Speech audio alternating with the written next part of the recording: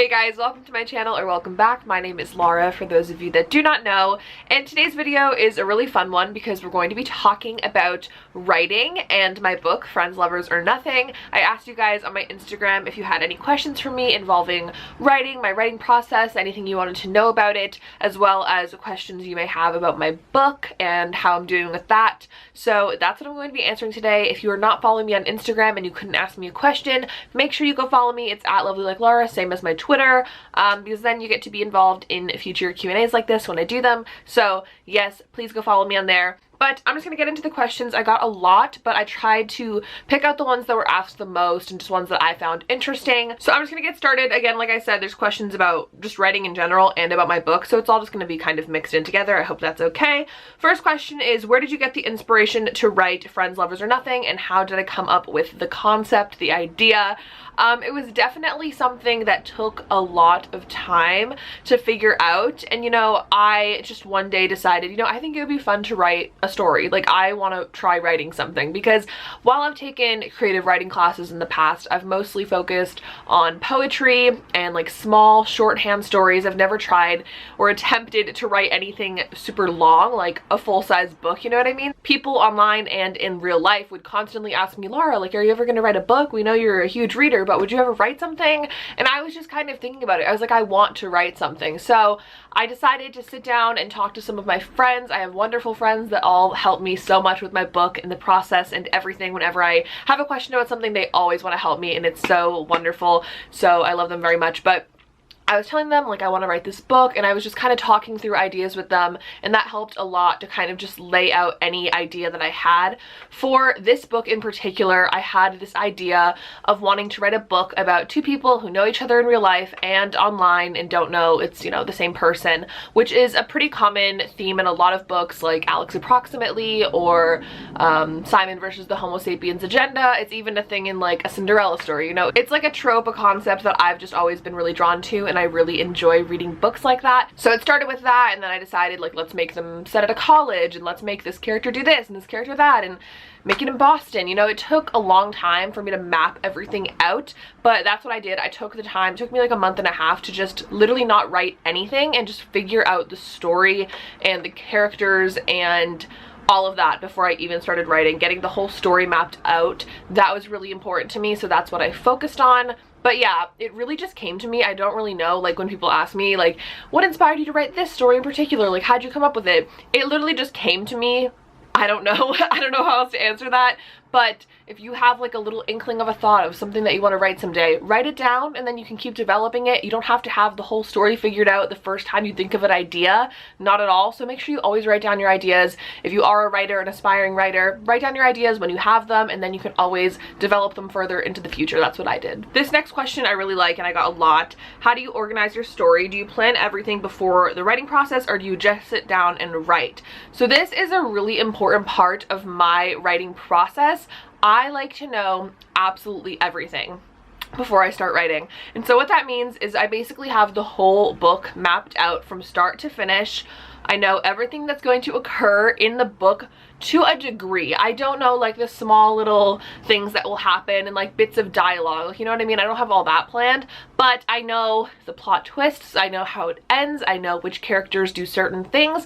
I have all of my characters mapped out to a T. I know exactly what motivates them, why they do the things they do, and that is because I spent so much time developing them on paper and in my mind and thinking about these characters and just knowing everything before I even wrote the first chapter of the book. And that was really important to me. I think especially in the style of writing a Wattpad story, this is extremely important, because there are so many Wattpad stories that you'll read and you'll get to like chapter 20 or something, and something happens and there's like a continuity error, and you can tell that these authors are just throwing in like a random plot twist to get the story going again because they're not sure what to write about, and the story just becomes like, instead of like this, it's kind of like what's happening in the story. So I think it's really important, especially with Wattpad, because if you're writing a book, you can always go back and fix things. You can do that on Wattpad too, but when you have an audience reading your book, it's not always the easiest thing to do. So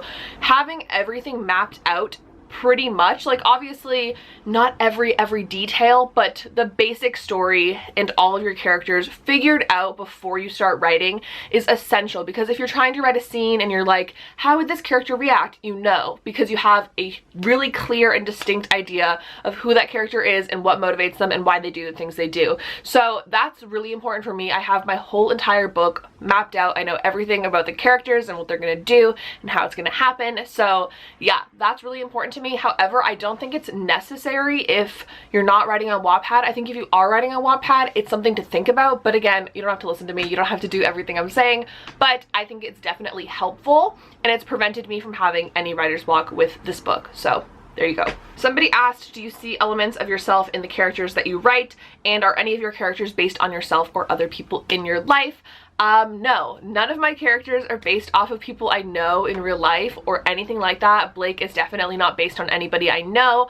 I don't know any foster kids at all. I went to school with some, but I don't know any like personally. I've done a ton of research with my book trying to figure things out and like be as accurate as possible when portraying certain people and cultures and ethnicities and like genders, things like that. I've been very careful and prepared to represent these characters as accurately as I can, because none of them are based on me, none of them are based on my friends, my family, nothing like that.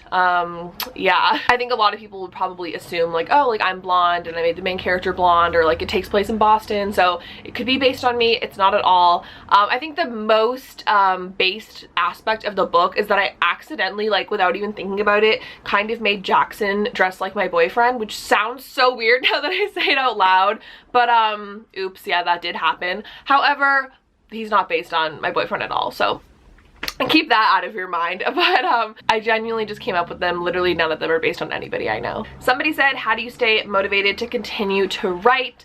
My own story just motivates me because I love it. I love my characters. I love where the story is going, and I just have a really big passion for writing, and this story specifically, I'm just really enjoying it, and I want to see how it turns out, and I want to know how the book continues. I'm also really motivated by everybody that reads it and leaves me comments and votes, and gets really excited about the new chapters. That motivates me so much as well. So if you're out there, if you're somebody that reads my story every Tuesday and Friday and you get really excited for it and you tweet me about it and you leave me comments, thank you. You're literally the absolute best, and I love you so much. But yeah, I would say a lot of things motivate me. However, I am really interested in the final result and how this book will all tie together in the end, and I want to see it out. I want to write the whole book, so I'm just motivated by that on its own, I think. Somebody asked me, how did I choose the character names in my book? Actually, I had my friends help me. So for Blake and Jax, that's a little different. Jax's name, I picked Jackson, spelled with the X, just because I like it spelled with the X more.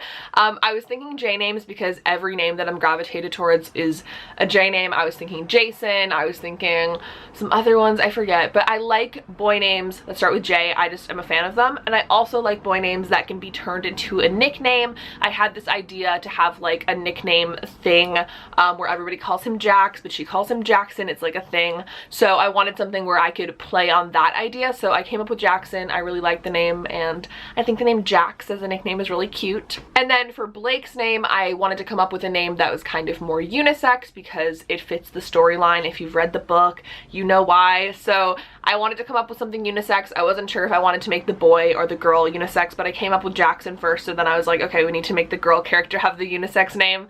And then me and my friend Trinity were just looking through lists, and we came up with Blake, and I really liked it. And then I think I just went on like a last name generator for both Jackson and Blake. As far as the side characters go, I did have my friends pick most of them. I picked Shauna and Mackenzie, and then Trin picked Layla in her first name and last name, and my friend Mads did Hudson and Aiden. So yeah, I had them help me pick. They were excited to do it, so I was really excited about that, and it was fun. It's cool that they get to have like a little bit of a part in the book and the story and stuff like that, so that's really cool that they helped me with that, and I love all of the names so much. I'm very happy with them, so that's how I picked. If you're needing help picking names, I would just go on websites. Like, you can look up name websites, and there's so many names you can pick from, and it's really helpful, so I would do that. Somebody asked, is this book going to be a standalone or a part of a series, or will you do companion novels? So obviously I'm not very far along in the process of the first book at all. Like, I'm only on chapter, for you guys, 7, I believe. So it's hard to kind of say, like, will there be a sequel? I personally do not think there will be a sequel, like a Jackson Blake sequel. However, if you guys end up liking the story and it does well, I would be more than happy to do some companion novels on other characters. I'm not going to say which characters, but I think that could be a fun way to kind of continue the book and not just keep it going for the sake of keeping it going. Like, I really don't like that. For me, like, if the book is done, it's done. There's no reason to draw it out longer just because people want to read more about them. I know it's sad. I would personally consider, though, because people ask me so much, are we ever getting Jackson's point of view? Not in this book. I know it's so sad. Everybody wants the Jackson point of view, and I can tell you it would be so fantastic. However, this is Blake's story, and the book exists purely in Blake's point of view, and there's a lot of reasons for that, but I would consider writing a second book from Jackson's point of view, a retelling of the whole story. So if that's something people wanted when I finish this book, I'd be more than happy to do it. However, we'll see. No promises. A lot of people are asking me, how did I come up with the title for my book, which is Friends, Lovers, or Nothing. It's titled after a John Mayer song called Friends, Lovers, or Nothing. If you don't know, I've mentioned it here and there that the title is named after a John Mayer song, and there is a lot of like little John Mayer Easter eggs within my book. Like in the first chapter, she's dancing to Your Body is a Wonderland. Every single chapter is named after a John Mayer song. If you haven't noticed, you should definitely look up the songs as you're reading the chapters because they all go with the flow of the chapter and stuff like that. So I would look them up and listen to them. John Mayer is definitely my favorite male artist, and I have so much inspiration from his music.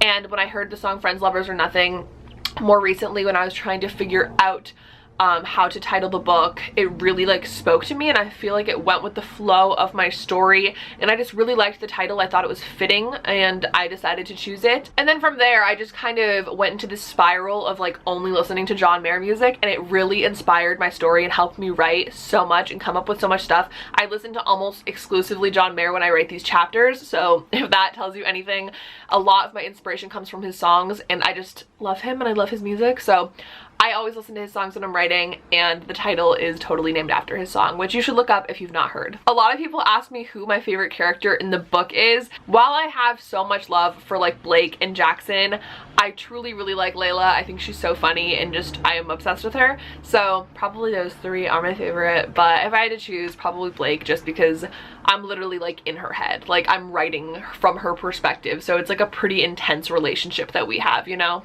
Okay, 2 more questions. One, which I should have addressed a while ago, is how I go about writing each chapter. So I just want to quickly talk about this because it's kind of about my process. So basically I have like a big file of everything that needs to happen in the book, and just kind of character traits, what everybody's like, everyone's birthdays, stuff like that, things that I just need to know while writing my story, along with a timeline. So my book takes place starting in September of 2019, which hasn't happened yet, but that's when the book takes place. So I make sure to coordinate dates and know where I'm at in the story at all times, just so I don't run into any like continuity errors or anything like that. So I have a timeline. I have a basic timeline of events as well, and then for each chapter I sit down and I make a shorthand list of things that I want to occur in the chapter. So say for the first chapter, it's like Blake moving in to college. She gets there, she goes to her apartment. So I would have made a list that was like Blake talking to the guy to get her key. Blake goes to her apartment. Blake sets up her room.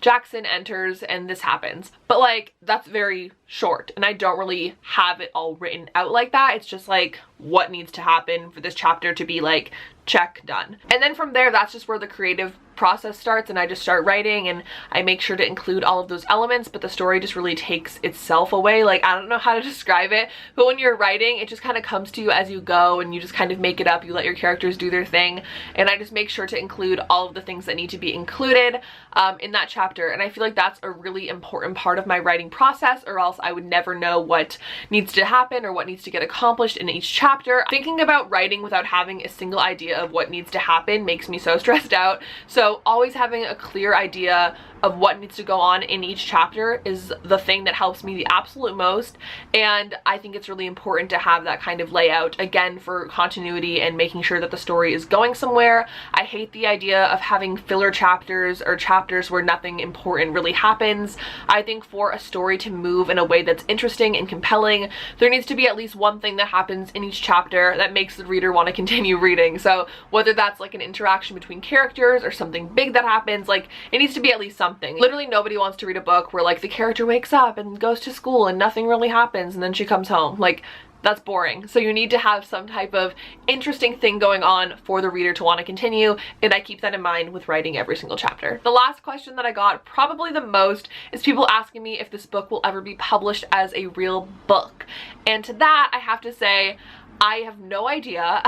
The publishing industry is literally 1 in a million and it's so hard to get your book published. However, with everybody's backing and people reading my story and voting for it and leaving me comments and talking about it with their friends and people that they love, that they want to read my book, that all helps. So if you're telling people to read my book, thank you. If you're reading it every week, thank you. It's literally those kinds of things, getting reads, that are going to help me if I do ever get the book published. Of course, it's something that I would love and I would die for to get my book published, but nothing's guaranteed and who knows, like it could never happen, and that's okay too. Like that's just how things are gonna go. So I'm just trusting the process. Hopefully, I don't know, when I finish the book, obviously I'll keep you guys updated, but anything could happen. I'm gonna enter my book into the Watties, so hopefully it'll get some recognition from that. However, you never know, it could never happen, and that would be okay too. So we will see, I guess. But thank you guys so much for watching this video. I hope you enjoyed it and I hope it was helpful for any of you that wanted some advice on writing and wanted to know about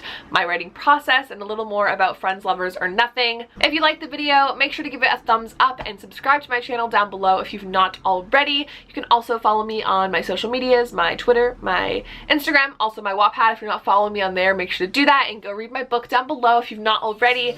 But other than that, I will see you guys very soon in my next video and I love you. Bye!